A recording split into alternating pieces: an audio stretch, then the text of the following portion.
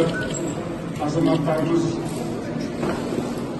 өз конституциялық құқығын пайдаланып, сайлау учаскесіне барып, дауыс беруде. Бұл халқымыздың жарқын болашағы үшін таңдау. Сайлау жалпы меніңше үлкен мереке.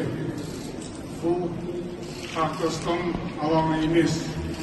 Бұл өткілердің ұстары, аудармалары бәсекеге түсетін дода. Біздің еліміздің ең басты құндылығы бұл татулық, бірлік, ынтымақ. Сондықтан бәріміз ел болып, ұлт болып, бұл ең басты құндылықты өзінің қарашығындай сақтауымыз керек. Сондықтан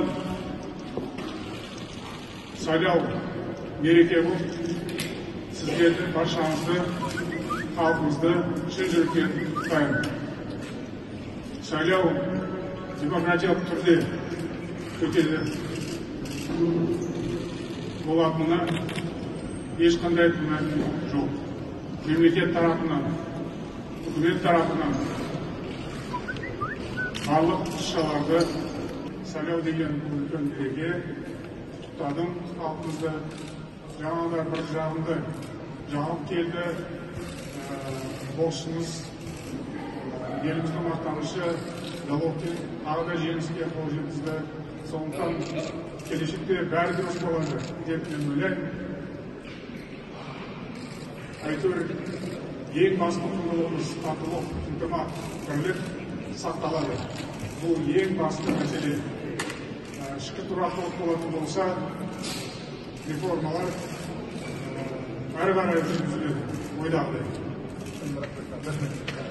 Президент мырза, елдегі наразылықтан хабарыңыз бар ма? Токаев біздің президент емес деген елдің арасындағы ұранға не айтасыз? Ондай хабарым бар. Мен әртүрлі жаңалықтарды естіп отырмын. Бұл халықтың таңдауы. Егер кейбір азаматтар осындай ұрандарды бастайтын болса, енді олардың таңдауы осы.